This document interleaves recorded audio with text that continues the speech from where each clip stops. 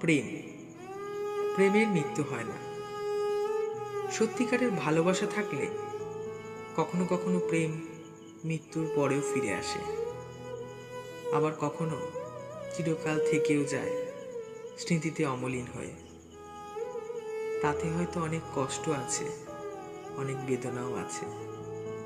মাঝে মধ্যেই স্মৃতিতে করাঘাত করে জানান দেয় তারই উপস্থিতি, কিন্তু সেই যন্ত্রণার মধ্যেও আলাদা এক অনুভূতি মেশানো থাকে। যারা প্রেমে পড়েছে তারাই এই অনুভূতি বুঝবে। আসলে প্রেম তো একটা অনুভূতি, আর এমন অনুভূতি নিয়ে সাহিত্য রচনা বোধহয় আমাদের কবিগুরুর থেকে ভালো আর কারোর পক্ষেই সম্ভব নয়। নমস্কার, আমি দেবাঙ্গন। আজকের কলাকানন গ্রুপের নিবেদন তাঁর রচিত এক অলৌকিক প্রেমের গল্প নিশীথে। গল্পটি গল্পগুচ্ছের অন্তর্গত। শ্রোতাদের কথা চিন্তা করে গল্পটিকে সহজবদ্ধ করে তোলার জন্য আমাদের কলাকানন গ্রুপের অন্যতম সদস্য মরিয়ম ব্যানার্জি গল্পটিকে সাধু ভাষা থেকে চলিত ভাষাতে রূপান্তরিত করেছেন। কণ্ঠ দিয়েছেন জমিদার দক্ষিণাচরণের ভূমিকায় শুভদীপ, লেখকের ভূমিকায় সৌম্যদীপ, প্রথম স্ত্রীর ভূমিকায় পূজা, ডাক্তারের ভূমিকায় তুহিন এবং মনোরমার ভূমিকায় সাথী মিত্র। পরিবেশনাটি সম্পাদন করেছেন কৌশিক জানা। পরিচালনা এবং পোস্টার ডিজাইনে শুভদীপ বনু। শুরু হচ্ছে আজকের গল্প, কবিগুরু রবীন্দ্রনাথ ঠাকুরের নিশীথে।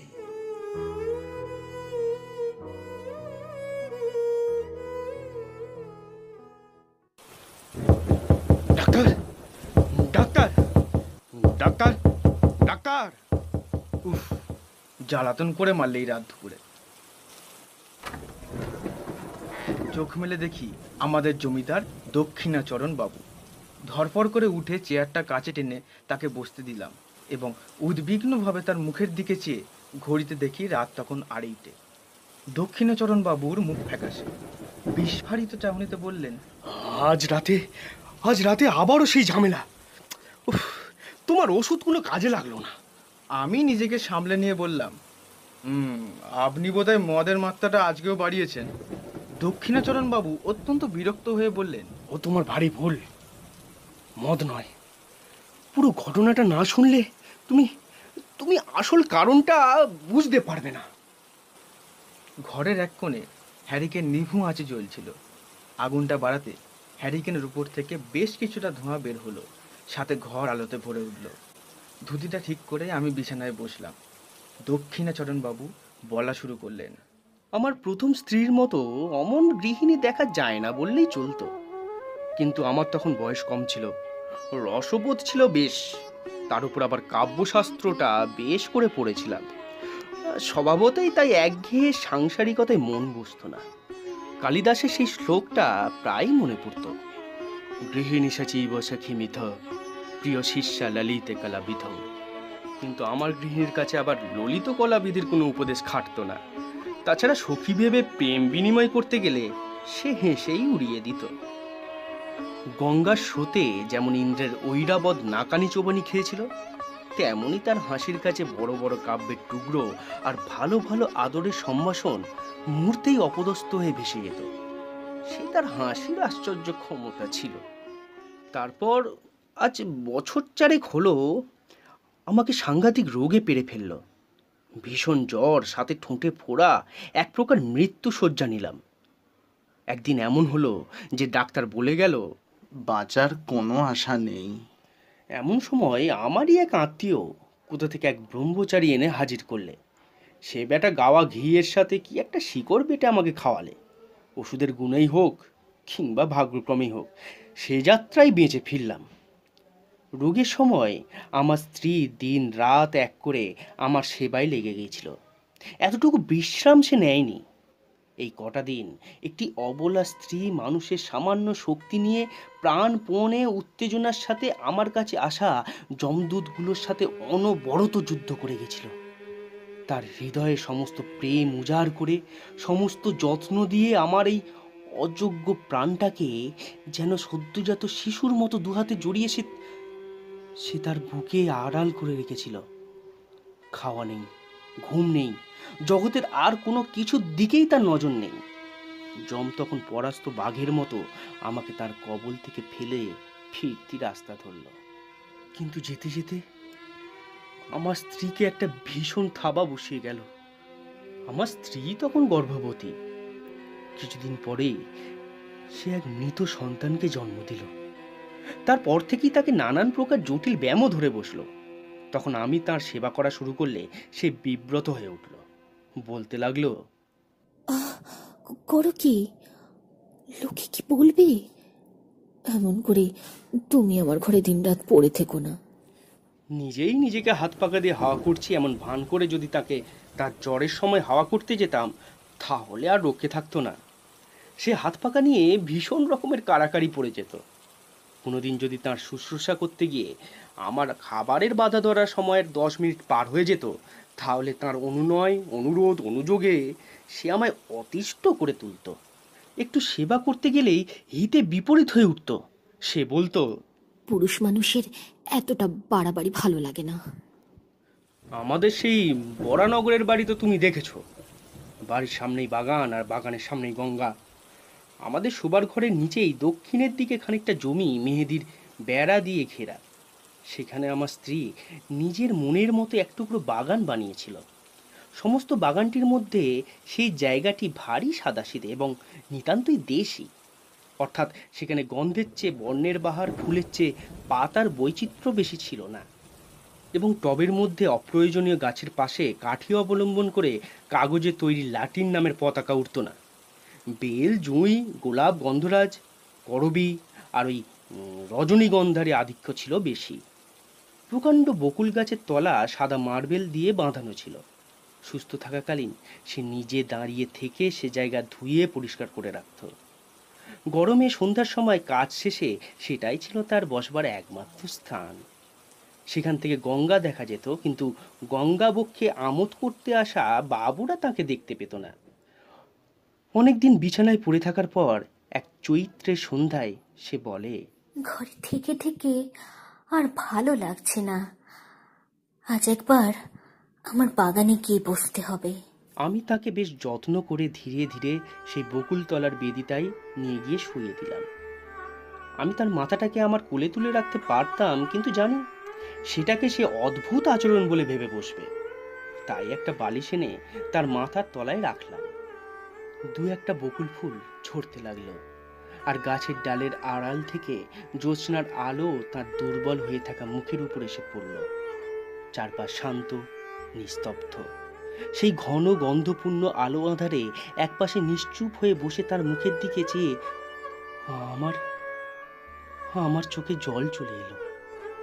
আমি ধীরে ধীরে তার কাছে সরে এসে আমার দু হাতে তার একটা উত্তপ্ত শীর্ণ হাত তুললে সে কোনো আপত্তি জানালো না। কিছুক্ষণ এইভাবে চুপচাপ বসে থাকার পর আমি উচ্ছ্বসিত হয়ে পড়লাম। বলে উঠলাম, তোমার ভালোবাসা আমি কোনোদিনও ভুলতে পারবো না। কথাটা বলার পরেই বুঝলাম এ কথার কোনো আবশ্যিকতাই ছিল না। আমার স্ত্রী হেসে উঠল। সে হাসিতে লজ্জা ছিল, সুখ ছিল, ছিল কিছুটা অবিশ্বাস, আর ছিল বেশ খানিকটা পরিহাস। প্রতিবাদ স্বরূপ সে একটিও কথা না বলে কেবল হাসি দিয়ে বোঝালো, কোনোদিনও ভুলতে পারবে না, এটা কখনো সম্ভব নয়, আর আমি তার আশাও রাখি না। ওই মিষ্টি অথচ তীক্ষ্ণ হাসির কারণেই আমার স্ত্রীর সাথে প্রেম করার সাহস আর আমার কখনো হয়নি। তার আড়ালে যে কথাগুলো মনে পড়তো, তার সামনে গেলেই সেগুলো নিতান্তই বাজে কথা বলে মনে হতো। বইয়ের যে কথাগুলো পড়লে চোখে জল আসে, সেই সেই এক কথাই মুখ দিয়ে বলতে গেলে কেন হাসি চলে আসে, তা এখনো অবধি আমি বুঝে উঠতে পারিনি। বাকবিতণ্ডা কথাই চলে, কিন্তু হাসির উপর তর্ক চলে না। কাজেই চুপ করে যেতে হলো। জ্যোৎস্নার আলো আরও বাড়ল। কোথা থেকে এক কোকিল লাগাতার কুহু কুহু ডাকে ডেকেই চলল। আমি বসে বসে ভাবতে লাগলাম, এইরকম জ্যোৎস্না রাতেও কি কোকিল পত্নী কানে শুনতে পাচ্ছে না? চিকিৎসাও বিস্তর হলো, তাও আমার স্ত্রীর সুস্থ হওয়ার কোনো লক্ষণই দেখা গেল না। আমি স্ত্রীকে নিয়ে এলাহাবাদ গেলাম। এইখানে দক্ষিণাচরণবাবু হঠাৎ থমকে চুপ করে গেলেন। সন্দেহের নজর এনে আমায় দেখলেন, তারপর দু হাতের মধ্যে নিজের মাথা রেখে ভাবতে বসলেন। আমি তা দেখে চুপ করে গেলাম। হ্যারিকেনে ততক্ষণে কেরোসিন ফুরিয়ে এসেছে। শান্ত স্নিগ্ধ ঘরে মশার গানের আওয়াজ বেশ স্পষ্ট হয়েছে। হঠাৎ মৌনতা ভেঙে দক্ষিণাচরণবাবু বলতে শুরু করলেন। সেখানে হারান ডাক্তার আমার স্ত্রীর চিকিৎসার দায়িত্ব সামলালেন। শেষমেশ দীর্ঘদিন চিকিৎসা করার পর ডাক্তারও বললেন, রোগটা সারার নয়, ওনাকে চিররুগ্ন হয়েই কাটাতে হবে। তখন একদিন আমার স্ত্রী আমায় বলল, যখন আমার রোগ সারার কোনো ইঙ্গিতই নেই, আবার মারা যে যাব তারও কোনো আশা নেই, তাহলে আর কতদিন এই জীবন্ত লাশের সাথে থাকবে? তার চেয়ে ভালো হয় তুমি আরেকটা বিয়ে করে ফেলো। এটা যেন কেবলই এক যুক্তিযুক্ত পরামর্শের জন্য বলা কথা। এর মধ্যে যে কতটা ত্যাগ, বীরত্ব, মহত্ব বা অসামান্যতা লুকিয়ে আছে তার সিকিভাগ প্রকাশ তার মুখে দেখতে পাইনি। এখন আমার হাসির পালা, কিন্তু আমার যে তার মতো হাসির ক্ষমতা নেই। কোনো উপন্যাসের নায়কের মতো আমি গম্ভীরভাবে একটা ভাব নিয়ে বললাম, যতদিন এই দেহে জীবন আছে। নাও নাও, ঢের হয়েছে, আর বলতে লাগবে না। তোমার কথা শুনে আমি আর বাঁচি না।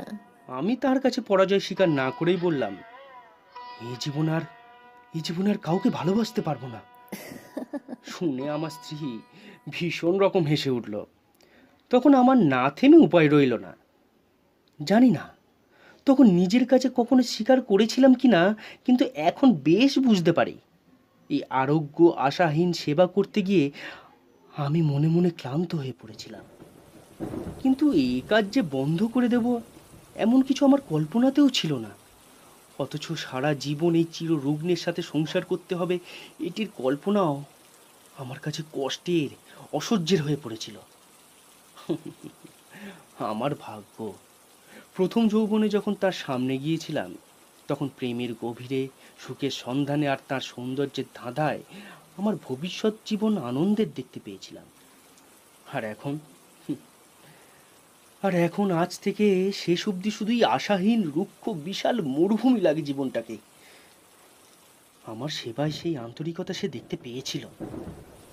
তখন জানতাম না, কিন্তু এখন কোনো সন্দেহ নেই যে সে আমাকে যুক্তাক্ষরহীন প্রথম শিশু শিক্ষার মতো অতি সহজে বুঝতো।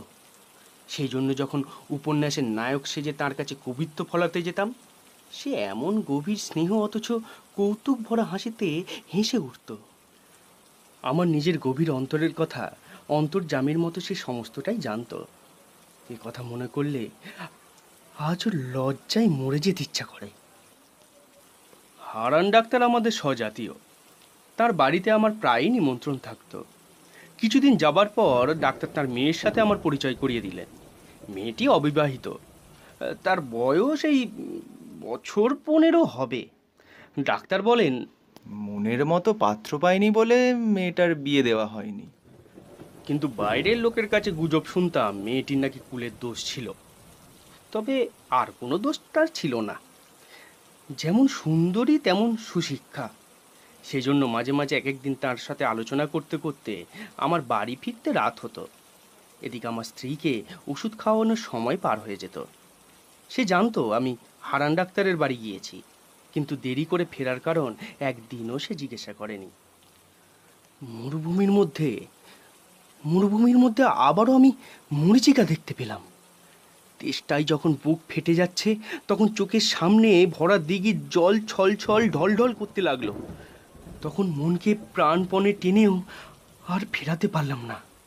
রোগীর ঘর তখন আমার কাছে দ্বিগুণ নিরানন্দের। তখন প্রায়ই শুশ্রূষা করবার কিংবা ওষুধ খাওয়াবার নিয়ম ভাঙতে লাগলো। হারান ডাক্তার আমায় প্রায়শই বলতেন, যাদের রোগ সারার কোনো সম্ভাবনাই নেই তাদের জন্য মৃত্যুই ভালো। কারণ বেঁচে থেকে তাদের নিজেদের তো সুখ নেই, সাথে অন্যেরও অসুখ। কথাটা সাধারণভাবে বললে দোষ ছিল না, কিন্তু আমার স্ত্রীকে লক্ষ্য করে এমন প্রসঙ্গ টানা তার উচিত হয়নি। তবে এটাও ঠিক, মানুষের জীবন মৃত্যু নিয়ে ডাক্তারদের মনে এমন অসাড় যে তারা তারা ঠিক আমাদের মনের অবস্থা না বুঝে উঠতে পারেন না। হঠাৎ একদিন পাশের ঘর থেকে শুনতে পেলাম আমার স্ত্রী হারানবাবুকে বলছে, ডাক্তার, কতগুলো মিথ্যা ওষুধ খাইয়ে ডাক্তারখানার দেনা বাড়াচ্ছ কেন? আমার প্রাণটা যখন এক ব্যামো, তখন এমন এক ওষুধ দাও যাতে শিগগির এই প্রাণটা বেরিয়ে যায়। ছি ছি, এমন কথা বলবেন না। কথাটা শুনে আমার বুকে ব্যথা লাগলো। ডাক্তার চলে গেলে আমার স্ত্রীর ঘরে গিয়ে তার বিছানার এক প্রান্তে বসে তার কপালে ধীরে ধীরে হাত বোলাতে লাগলাম। সে বললে, এই ঘরে বেশ গরম, তুমি বাইরে যাও, তোমার বেড়াতে যাওয়ার সময় হয়েছে। বাইরে কিছুক্ষণ না বেরোলে তোমার আবার রাতে খিদে পাবে না। বেড়াতে যাওয়ার মানে ছিল ডাক্তারের বাড়ি যাওয়া। আমি তাকে বুঝিয়েছিলাম খিদে লাগার জন্য বাইরে থেকে একটু ঘুরে আসা বেশ দরকার। এখন নিশ্চয়তার সাথে বলতে পারি সে প্রতিদিনই আমার এই ছলনাটুকু বুঝতো। আমি নির্বোধ, মনে করতাম সে নির্বোধ। এই বলে দক্ষিণাচরণবাবু অনেকক্ষণ হাতের তালুতে মুখ রেখে বসে রইলেন। শেষে বললেন, আমাকে এক গ্লাস জল এনে দাও তো। জল খেয়ে তিনি বলতে লাগলেন, একদিন ডাক্তারবাবুর মেয়ে মনোরমা আমার স্ত্রীকে দেখতে আসার আবদার করে বসলো। জানি না কী কারণে সে আবদার আমার ভালো লাগেনি, কিন্তু প্রতিবাদ করার কোনো কারণ ছিল না। সে একদিন সন্ধেবেলায় আমার বাড়িতে এসে হাজির হলো। সেদিন আবার আমার স্ত্রীর কষ্টটা অন্যদিনের চেয়ে বেশ বেড়ে গিয়েছিল। যেদিন তার ব্যথা বাড়ে সেদিন সে অত্যন্ত স্থির, নিস্তব্ধ হয়ে থাকে। কেবল মাঝে মাঝে মুষ্টিবদ্ধ হতে থাকে এবং মুখ নীল হয়ে আসে, তাতেই তার যন্ত্রণা বোঝা যায়। ঘরে কোনো সাড়া ছিল না। আমি বিছানার একপাশে চুপ করে বসেছিলাম। সেদিন আমাকে বেরোতে যাওয়ার অনুরোধ করে এমন সামর্থ্য তার ছিল না, কিংবা হয়তো বড় কষ্টের সময় আমি কাছে থাকি এমন ইচ্ছা তার মনে মনে ছিল। চোখে লাগবে বলে আমি হ্যারিকেনটা দরজার পাশে রেখেছিলাম। ঘর অন্ধকার এবং নিস্তব্ধ। কেবল এক একবার যন্ত্রণার কিঞ্চিত উপশমে আমার স্ত্রীর গভীর দীর্ঘ নিঃশ্বাস শোনা যাচ্ছিল। এমন সময়ে মনোরমা দরজার সামনে এসে দাঁড়ালো। বিপরীত দিক থেকে হ্যারিকেনের আলো তার মুখে এসে পড়ল। আলো আঁধারে সে ঘরের কিছুই দেখতে না পেয়ে দরজার সামনে দাঁড়িয়ে ইতস্তত করল। আমার স্ত্রী চমকে আমার হাত ধরে জিজ্ঞাসা করলে, ওকে?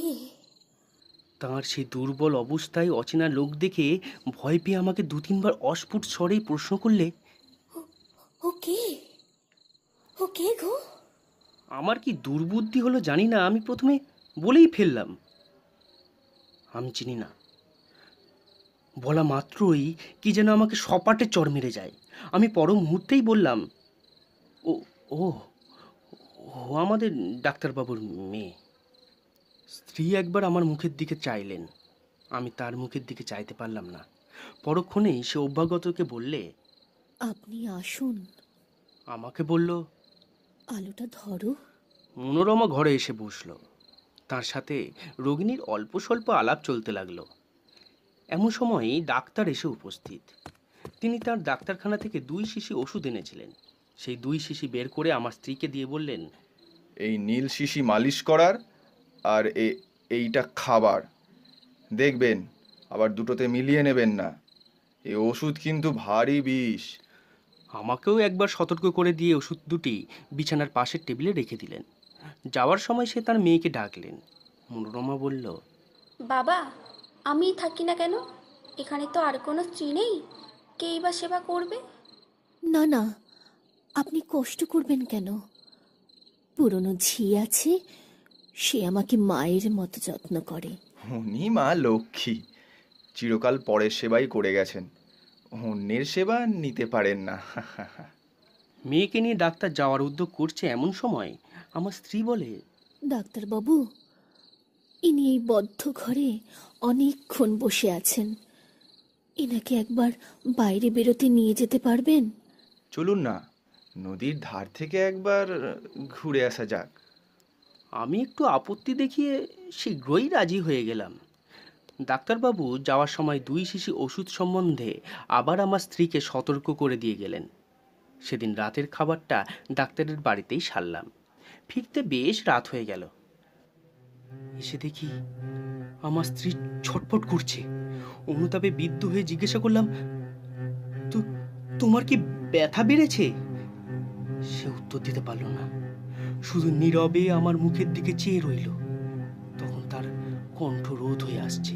আমি তৎক্ষণাৎ সেই রাতেই ডাক্তারকে ডেকে আনলাম। ডাক্তার প্রথমে এসে অনেকক্ষণ কিছুই বুঝতে পারল না। অবশেষে জিজ্ঞাসা করলেন, আচ্ছা, সেই ব্যথাটা কি বেড়েছে? ওষুধটা একবার মালিশ করলে হয় না? বলে শিশিটা টেবিল থেকে নিয়ে দেখলেন সেটা খালি। আমার স্ত্রীকে জিজ্ঞাসা করলেন, আপনি কি ভুলবশত এই ওষুধটা খেয়েছেন? ডাক্তার তৎক্ষণাৎ গাড়ি করে তার বাড়িতে ছুটলেন পাম্প আনতে। আমি প্রায় জ্ঞান হারিয়ে আমার স্ত্রীর বিছানার উপরে গিয়ে পড়লাম। তখন মা তার পীড়িত শিশুকে যেমন করে সান্ত্বনা দেয়, তেমনি সে আমার মাথাটা তার বুকে টেনে নিয়ে তার 2 হাতের ছোঁয়ায় আমাকে তার মনের কথা বোঝাতে চাইল।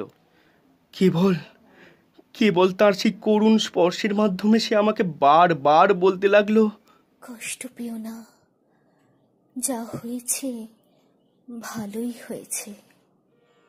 তুমি সুখী হবে। আর এই মনে করে আমি সুখে মরলাম।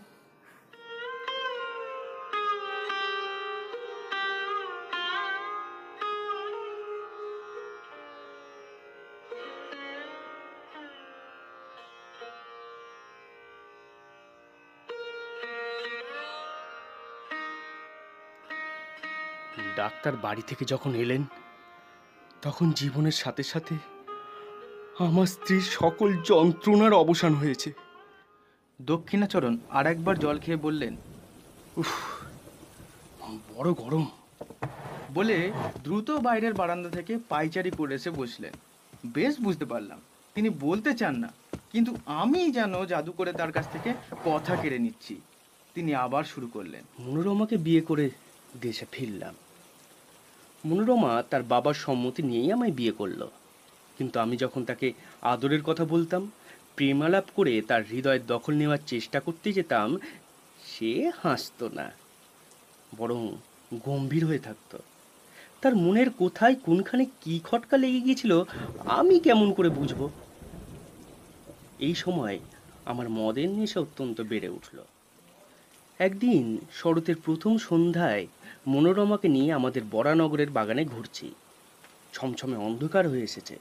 পাখিদের বাসায় ডানা ঝাপটানোর শব্দটুকুও নেই। কেবল বাগানের রাস্তার দুধারের বিশাল ঝাউ গাছগুলো বাতাসে সশব্দে কাঁপছিল। ক্লান্তি আসায় মনোরমা সেই বকুলতলা সাদা পাথরের বেদির উপরে নিজের 2 হাতের উপর মাথা রেখে শুল। আমিও তার কাছে গিয়ে বসলাম। সে জায়গায় অন্ধকার আরও ঘন। যতটা আকাশ দেখা যাচ্ছে তা সম্পূর্ণভাবে তারায় মোড়া। গাছের নিচ থেকে আসা ঝিঁঝির ডাক যেন বিস্তৃত বিশাল আকাশের সর্বশেষ প্রান্তের নিস্তব্ধতা কাটিয়ে শব্দে সরু পার বুনেছে। সেদিন বিকেলেও আমি বেশ কিছুটা মদ খেয়েছিলাম।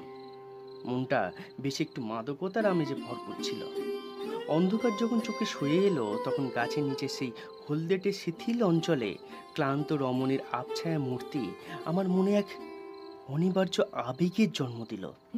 মনে হলো ও যেন এক ছায়া, ওকে যেন কিছুতেই জড়িয়ে ধরতে পারবো না। এমন সময় অন্ধকার ঝাউ গাছের মাথায় যেন আগুন জ্বলে উঠল। তারপরেই কৃষ্ণপক্ষের এক ফালি হলদে চাঁদ ধীরে ধীরে গাছের মাথায় উঠে এলো। সাদা পাথরের উপর সাদা শাড়ি পরা সেই শান্ত শয়ান রমণীর মুখের উপর জ্যোৎস্নার আলো এসে পড়ল।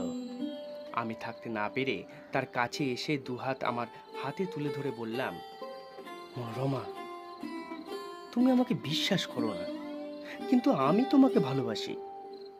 তোমাকে আমি কোনো দিনও ভুলতে পারবো না। কথাটা বলা মাত্র চমকে উঠলাম। মনে পড়লো ঠিক এই কথাটা আর একদিন আর একজনকেও বলেছিলাম। আর ঠিক সেই মুহূর্তেই বকুল গাছের ডালের উপর দিয়ে, ঝাউ গাছের মাথার উপর দিয়ে, কৃষ্ণপক্ষের ভাঙা চাঁদের নিচ দিয়ে গঙ্গার পূর্ব পাড় থেকে সুদূর পশ্চিম পাড় পর্যন্ত হা হা করে অতি দ্রুত এক হাসি খেলে গেল। সেটা হৃদয় বিদারক হাহাকার কি উচ্ছ্বসিত হাসি তা আমি জানি না। আমি তৎক্ষণাৎ পাথরের বেদির উপর থেকে অজ্ঞান হয়ে নিচে পড়ে গেলাম। জ্ঞান যখন ফিরল, আবিষ্কার করলাম আমি আমার বিছানার উপরে শুয়ে আছি। স্ত্রী জিজ্ঞাসা করলো, কি গো, তোমার হঠাৎ এমন হলো কেন? আমি কাঁপা কাঁপা গলায় বললাম, শুনতে পাওনি? সমস্ত আকাশ জুড়ে হাহাকার করে একটা একটা হাসি বয়ে গেল। সে বুঝি হাসি? সারিবদ্ধভাবে এক ঝাঁক পাখি উড়ে গেল, তাদেরই পাখার আওয়াজ শুনছিলাম। তুমি এত অল্পেই ভয় পাও?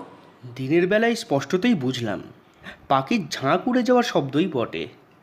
এই সময় উত্তর থেকে হাঁসের দল নদী চরে চরবার জন্য আসছে।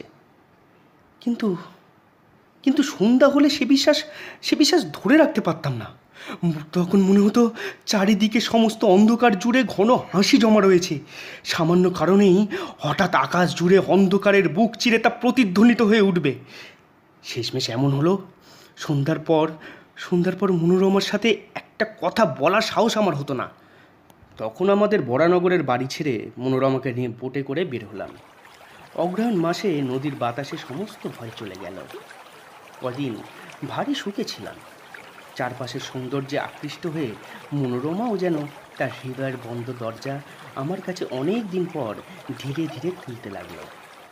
গঙ্গা পেরিয়ে অবশেষে পদ্মায় এসে পৌঁছালাম। ভয়ঙ্করী পদ্মা তখন হেমন্তের গর্ত ছাড়া বিষাক্ত সাপনির মতো নির্জীবভাবে লম্বা শীতে শীত ঘুম দিচ্ছে। উত্তর পারে জনশূন্য তৃণশূন্য দিগন্ত প্রসারিত বালির চর ধুধু করছে এবং দক্ষিণের উঁচু পাড়ের উপর গ্রামের আমবাগানগুলি এই রাক্ষসী নদীর নিতান্তই মুখের কাছে জোড়ো হস্তে দাঁড়িয়ে কাঁপছে। পদ্মা ঘুমের ঘোরে একবার পাশ ফিরলে এই বিদীর্ণ তটভূমি ঝুপঝাপ করে ভেঙে পড়ছে। এখানে বেরোনোর সুবিধা দেখে নোঙর ফেললাম। একদিন আমরা দুজনে ঘুরতে ঘুরতে বহু দূরে চলে গেলাম। গোধূলির আভা মিলিয়ে যেতেই শুক্লপক্ষের নির্মল চাঁদ দেখতে দেখতেই ফুটে উঠল। সেই অন্তহীন শুভ্র বালির চরে জ্যোৎস্নার উচ্ছ্বসিত আলো পড়ে এমন মায়াবী ভাব আনলো যেন তা আকাশের শেষ সীমা পর্যন্ত প্রসারিত। তখন মনে হলো যেন জনশূন্য চন্দ্রলোকের অসীম কোনো স্বপ্ন রাজ্যের মধ্যে কেবল আমরা দুজনেই হাঁটছি। একটি লাল শাল মনোরমার মাথার উপর থেকে নেমে তার মুখখানি বেষ্টন করে তার শরীরটি আচ্ছন্ন করে রেখেছে। নিস্তব্ধতা যখন আরও ঘন হয়ে এলো, কেবল একটা সীমাহীন দিশাহীন শুভ্রতা ও শূন্যতা ছাড়া যখন আর কিছুই রইল না, তখন মনোরমা ধীরে ধীরে হাতটি বের করে আমার হাতে চেপে ধরল। অত্যন্ত কাছে এসে সে যেন তার সমস্ত শরীর মন জীবন যৌবন আমার উপর সঁপে আমায় নিতান্ত নির্ভর করে দাঁড়ালো। উচ্ছ্বসিত উত্তেজিত হৃদয়ে মনে করলাম, ঘরের মধ্যে কি যথেষ্ট ভালোবাসা যায়? এই রকম অনাবৃত্ত মুক্ত বিশাল আকাশ না হলে কি দুটো মানুষকে কোথাও ধরে? তখন মনে হলো আমাদের ঘর নেই, দৌড় নেই, কোথাও যাওয়ার জায়গা নেই। এইভাবে হাতে হাত ধরে চাঁদের আলোয় সাজানো শূন্যতার উপর দিয়ে মুক্তভাবে যে যেদিকে চোখ যায় সেদিকে চলে যায়। এইভাবেই চলতে চলতে এক জায়গায় এসে দেখি কাছেই বিস্তর বালির মধ্যিখানে এক জলাশয় রয়েছে। পদ্মা সরে যাওয়ার পর সেখানে জল বেঁধে আছে। চরের বালি দিয়ে ঘেরাই সেই তরঙ্গহীন নিশ্চল জলের উপর এক দীর্ঘ জ্যোৎস্নার রেখা জ্ঞানহীনভাবে পড়ে আছে। সেই জায়গাটাতে এসে আমরা দুজনেই দাঁড়ালাম। মনোরমা কি ভেবে আমার মুখের দিকে চাইল, তারপর মাথার উপর দিয়ে শালটা হঠাৎ খসে পড়ল। আমি তার সেই জ্যোৎস্নার আলোয় রাঙানো মুখখানি তুলে তাকে চুম্বন করলাম। এমন সময় সেই জনমানবহীন নিঃসঙ্গ মরুভূমির মধ্যে গম্ভীর স্বরে কে যেন 3 বার বলে উঠল, ওকে ওকে ওকে গো। আমি চমকে উঠলাম। আমার স্ত্রীও ভয়ে কেঁপে উঠল। কিন্তু পরের মুহূর্তেই আমরা দুজনেই বুঝলাম এ শব্দ মানসিক কিংবা অমানুষিক কোনোটাই নয়, চরবিহারী কোনো জলচর পাখির ডাক। হঠাৎ এত রাতে তাদের নিরাপদ একাকী বাসস্থানের কাছে লোক সমাগম দেখে তারা সতর্ক হয়ে উঠেছে। সেই ভয়ের চমক খেয়ে আমরা দুজনেই তাড়াতাড়ি বোটে ফিরে এলাম। রাতে বিছানায় এসে শুলাম। ক্লান্ত শরীরে মনোরমা অচিরেই ঘুমিয়ে পড়ল। তখন অন্ধকারে কি একজন আমার মশারির কাছে দাঁড়িয়ে ঘুমন্ত মনোরমার দিকে একটা লম্বা শীর্ণ হাড় জিরজিরে আঙুলে নির্দেশ করে, যেন আমার কানে কানে অত্যন্ত চুপি চুপি অস্ফুট কণ্ঠে শুধুই জিজ্ঞাসা করতে লাগলো, ওকে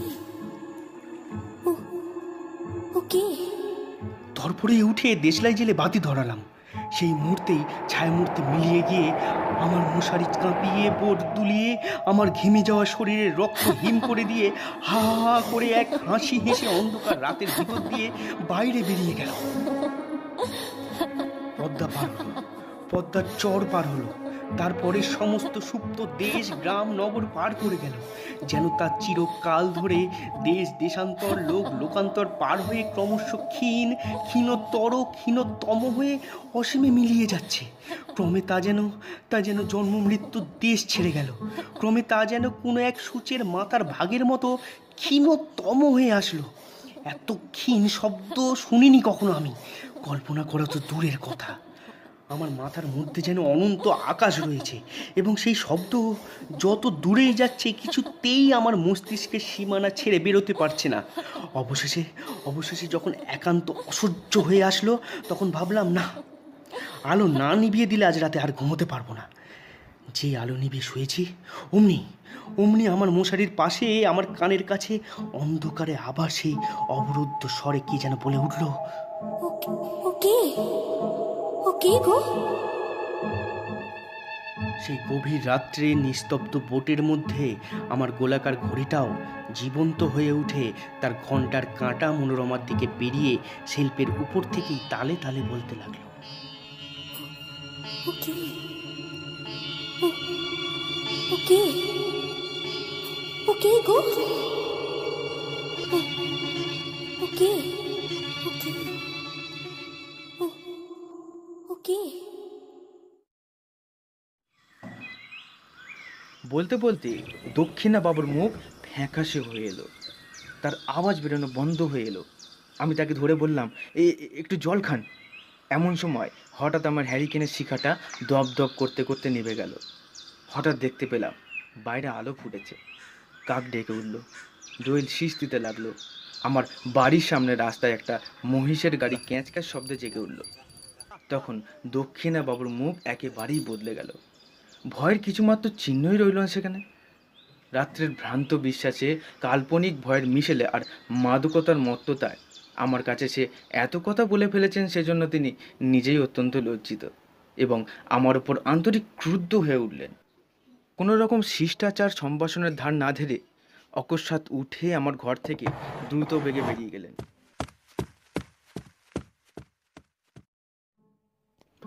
সেই দিন মাঝরাতে আবার আমার দরজায় ঘা পড়তে লাগলো। Doctor doctor doctor doctor.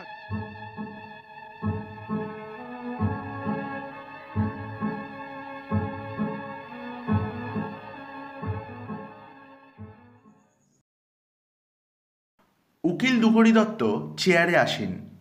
ভয়ে ভয়ে খাতা হাসতে কাঙালি চরণের প্রবেশ। কি চাই? আগে মশাই হচ্ছেন দেশ হিতৈষী। তা তো সকলেই জানে, কিন্তু আসল ব্যাপারটা কি? আপনি সাধারণের হিতের জন্য প্রাণপণ ওরে ওকালতি ব্যবসা চালাচ্ছি, তাও কারো অবিধি নেই। কিন্তু তোমার বক্তব্যটা কি? হ্যাঁ, আগে বক্তব্য বেশি নেই, তবে শীঘ্র শীঘ্র সেরে ফেলো না।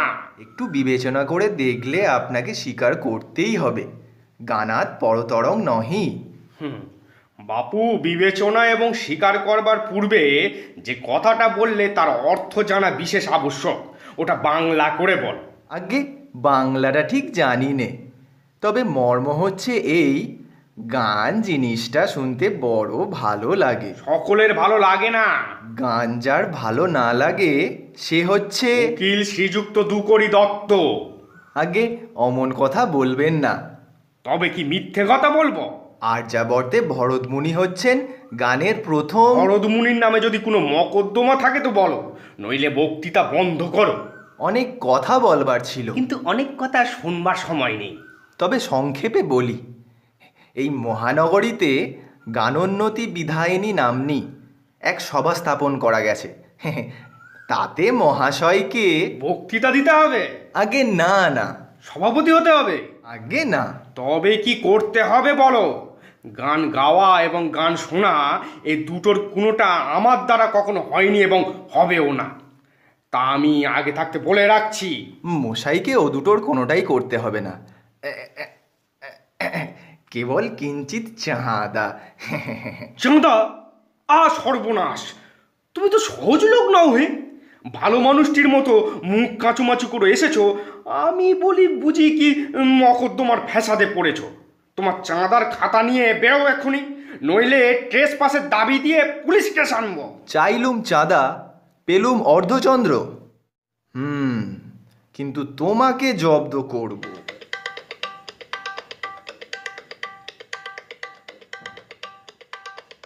দুকড়িবাবু কতগুলি সংবাদপত্র হস্তে। এ তো বড় মজাই হলো।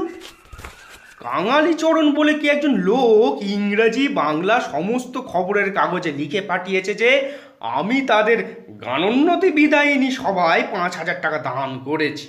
দান চুলোই যাক, গলা ধাক্কা দিতে বাকি রেখেছি। মাঝের থেকে আমার নামটাই খুব রটে গেল। এতে আমার ব্যবসার পক্ষে সুবিধে, তাদেরও সুবিধে। লোক মনে করবে যখন 5,000 টাকা দান পেয়েছে তখন অবশ্যই মস্ত সভা, 5 জায়গা থেকে ভারী চাঁদা আদায় হবে। যা হোক, আমারও অদৃষ্ট ভালো। কেরানিবাবুর প্রবেশ। মশাই তবে গানোন্নতি সভায় 5,000 টাকা দান করেছেন? ও একটা কথার কথা। শোনো কেন, কে বললে দিয়েছি? মনে করো যদি দিয়েই থাকি তা হয়েছে কি? এত গোলের আবশ্যক কি? আহা, কি বিনয়! 5,000 টাকা নগদ দিয়ে গোপন করবার চেষ্টা সাধারণ লোকের কাজ নয়। ভৃত্যের প্রবেশ। নিচের ঘরে বিস্তর লোক জমা হয়েছে। দেখেছো, একদিনে আমার প্রসার বেড়ে গেছে। আরে একে একে তাদের উপরে নিয়ে আয় আর পান তামাক দিয়ে যা। প্রথম ব্যক্তির প্রবেশ। আরে আরে আসুন, বসুন। মশাই তামাক ইচ্ছে করুন। ওরে, এই পান দিয়ে যা। আহা, কি অমায়িক প্রকৃতি! এর কাছে কামনা সিদ্ধি হবে না তো কার কাছে হবে? মশাইয়ের কি অভিপ্রায় আগমন? আপনার বদান্যতা দেশ বিখ্যাত। ওসব গুজবের কথা শোনেন কেন? ই বিনয়, কেবল মশাইয়ের নামই সুত ছিল, আজ চক্ষুকর্ণের বিবাদ ভঞ্জন হলো। এখন আসল কথাটা যে পারলে হয়। বিস্তর লোক বসে আছে যে, তা মশাইয়ের কি আবশ্যক? দেশের উন্নতির উদ্দেশ্যে হৃদয়ের আগে সেসব কথা বলাই বাহুল্য। তা ঠিক, মশাইয়ের মতো মহানুভব ব্যক্তি যারা ভারত ভূমি সমস্ত মানছি মশাই, অতএব অংশটুকু ছেড়ে দিন। তারপরে বিনয়ী লোকেদের স্বভাবই এই যে নিজের গুণবাদ। রক্ষে করুন মশাই, আসল কথাটা বলুন। আসল কথা কি জানেন? দিনে দিনে আমাদের দেশ অধোগতি প্রাপ্ত হচ্ছে। সে কেবলমাত্র কথা সংক্ষেপ করতে না জানার দরুন। আমাদের স্বর্ণ শস্যশালিনী পুণ্যভূমি ভারতবর্ষ দারিদ্রের অন্ধকূপে, বলে যান, দারিদ্রের অন্ধকূপে দিনে দিনে নিমজ্জমানা। মশাই, বুঝতে পারছি না। তবে আপনাকে প্রকৃত ব্যাপারটা বলি। সেই ভালো। ইংরেজরা লুট করছে। এ তো বেশ কথা। প্রমাণ সংগ্রহ করুন, ম্যাজিস্ট্রেটের কোর্টে নালিশ রুজু করি। ম্যাজিস্ট্রেটও লুটছে। তবে ডিস্ট্রিক্ট জজের আদালত? ডিস্ট্রিক্ট জজ তো ডাকাত। আপনার কথা আমি কিছু বুঝতে পারছি না। আমি বলছি দেশের টাকা বিদেশে চালান যাচ্ছে। দুঃখের বিষয়। তাই একটা সভা। সভা? এই দেখুন না খাতা। খাতা? কিঞ্চিত চাঁদা। চাঁদা? বেরো বেরো বেরো এখান থেকে। প্রথম ব্যক্তির বেগে প্রস্থানোত্তম, পতন, উত্থান, গোলমাল। দ্বিতীয় ব্যক্তির প্রবেশ। কি চাই? মহাশয়ের দেশ বিখ্যাত বদান্যতা। ওসব হয়ে গেছে, হয়ে গেছে। নতুন কিছু থাকে তো বলুন। আপনার দেশি তৈশিতা মোলো, এও যে সেই কথাটাই বলে। স্বদেশের সদানুষ্ঠানে আপনার সদানুরাগ। এ তো বিষম ডাই দেখছি। আসল কথাটা খুলে বলুন। একটা সভা। আবার সভা? এই দেখুন না, খাতা। খাতা? কিসের খাতা? চাঁদা আদায়। চাঁদা? ওঠো ওঠো, বেরো বেরো, প্রাণের মায়া থাকে তো বেরো। বিরক্তি না করিয়া চাঁদাওয়ালার প্রস্থান। তৃতীয় ব্যক্তির প্রবেশ। দেখো বাবু, আমার দেশ হিতৈষিতা, বাদান্যতা, বিনয় এ সমস্ত হয়ে গেছে। তারপর থেকে আরম্ভ করো। আপনার সার্বভৌমিকতা, সার্বজনীনতা, উদারতা। তবু ভালো, এ কিছু নতুন ঠেকছে বটে, কিন্তু মশাই ওগুলো থাক, ভাষায় কথা আরম্ভ করুন। আমাদের একটা লাইব্রেরি। লাইব্রেরি? সভা নয় তো? আগে সভা নয়। বাঁচা গেল, লাইব্রেরি অতি উত্তম। তারপরে বলে যান। এই এই দেখুন না, প্রসপেক্টাস। খাতা নেই তো? আগে না, খাতা নয়, ছাপানো কাগজ। তারপরে?